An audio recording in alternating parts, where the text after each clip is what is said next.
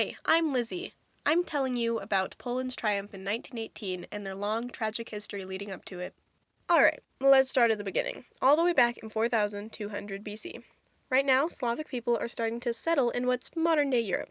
Legend has it there were three Slavic brothers, Czech, Lech, and Rus, that got into an argument while they were exploring. The three brothers parted ways to find their own place to settle. Czech went west, founding, you guessed it, the Czech Republic. Rus went north, founding, you also guessed it, Russia. And Lech went in between his two brothers and founded Poland. According to the legend, Lech was walking and he saw a beautiful white eagle next to the red sunset and decided this was the place he wanted to build Poland. Poland grew a strong population, and in the year 966, the Polish leader Mieszko converted to Christianity, specifically Catholicism. After he was baptized, the rest of the people followed. To this day, Catholicism dominates over all the other religions in Poland. Eventually, Poland and its neighbor, Lithuania, joined together to make the Polish-Lithuanian Union. After fighting together as allies for years, they fully joined together in the 1500s, becoming the Polish-Lithuanian Commonwealth, or just Poland for short. In the Great Northern War against Sweden, Poland was weakened. Because of this, Poland's three neighboring countries, Russia, Prussia, and Austria, got interested in taking parts out of Poland. They started to shrink down Poland, taking more and more parts out of it, and the Poles were absolutely outraged. They tried to rebel against Russia, Prussia, and Austria, and fight against what was happening to their land. Alas, this was to no effect because in 1795, Poland was completely taken over and ceased to exist for the next 123 years. During this non-existent period, Poles were treated as second-class citizens. In Russian Poland, also called Congress Poland, they couldn't even speak Polish in public. In Austria Poland, it wasn't too bad for the Poles. The Poles had freedom of press, speech, and demonstration. They were also allowed to create political parties. Poles had a strong status and number in Austria Poland. Many Poles moved there because it was a much better life than anywhere else. The worst spot for the Poles was Prussian Poland. Germans and Poles just hated each other at that time. They were stripped of their culture, language, religion. Pretty much anything that was Polish was strictly prohibited. In the time of Napoleon I, the Polish people allied with him, getting their independence briefly before getting taken over by Prussia very soon after. There were actually many other small Polish rebellions, but none of them had much of an impact. Although their victory with Napoleon was soon lost, it gave them hope that one day Poland would be a free country again. The Poles were inspired to never give up on Poland, and this allowed for the Polish spirit to stay alive for over 100 years. In 1815, a Kingdom of Poland was established, but realistically, it was just another province of Russia. But it was still a step closer to their end goal of becoming a free country again. So although the odds never looked in Poland's favor, the Poles kept their chins up and their hopes high. World War I. This is where things start to get interesting. When the Great War began, Poland was split between Russia, Austria-Hungary, and Germany. Germany immediately invaded and took control of Poland, pushing out the Russians. With the Poles stuck in the middle of this, an estimated 2 million of them were taken into different armies and forced to fight each other.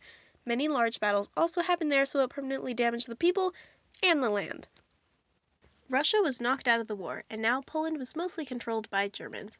In 1915, Germany had total control over the Polish land, but not the people. Germany and Austria both begged the Polish people to join their armies and in return give them some freedom. They allowed them to form a Kingdom of Poland in an attempt to gain Polish loyalty. This Poland had no government, but it did have a state bank and currency. Not all the Poles were satisfied with this, though, and Poland created an underground network. Very few of the Poles took the oath of allegiance to Germany.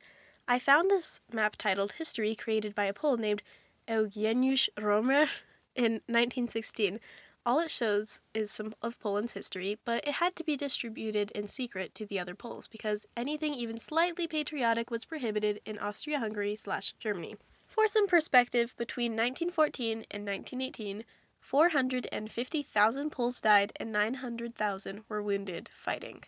One of these hopeful Poles, named Józef Piłsudski, decided that it was time for Poland to take a stand. On November 10, 1914, the civil population of Poland disarmed 30,000 German soldiers, and Józef Piłsudski led 10,000 Polish troops to fight against Russia on the Austrian side. Piłsudski returned a triumphant hero for Poland. Eventually, Germany and Austria fell apart. Another strong Polish figure, Roman Dmowski, asked the Allies to help make Poland independent.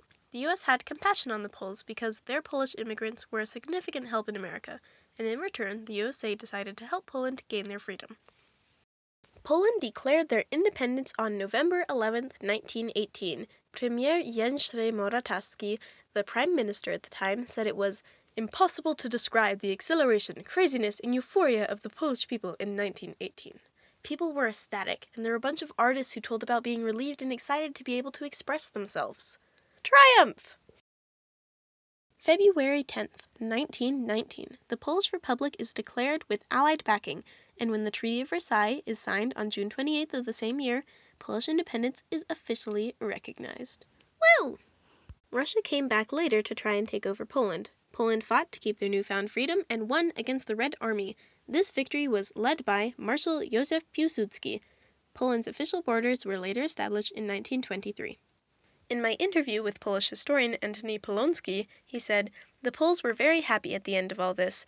They were finally free from foreign rule and believed the country was very powerful because of its victory in the Polish-Soviet War of 1918-21, which is just perfect to describe the Polish people. They were an excited, courageous people and believed in their country, even through its long, tragic history." I wish the story ended there, but not everything was rainbows and sunshine for Poland's future. They struggled with trying to secure the basis of their independence.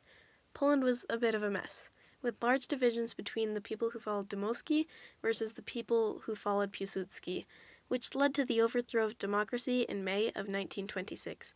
Piłsudski made a military coup with 9 years of autocratic power following, and aside from all this internal Polish struggle, World War II broke out, and Poland was divided into Nazi and Soviet occupations. Poland lost almost 6 million people and had communism forced upon them. Poland pushed for an independent, democratic Poland once more, and this led to an end of communism in 1989. The next year, Poland joined NATO, and in 2004, they joined the EU.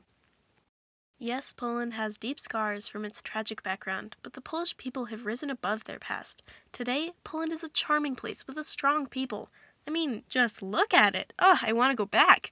But more importantly, Poland is a standing symbol of triumph, showing that we can overcome the tragic things that come our way, no matter how long it takes.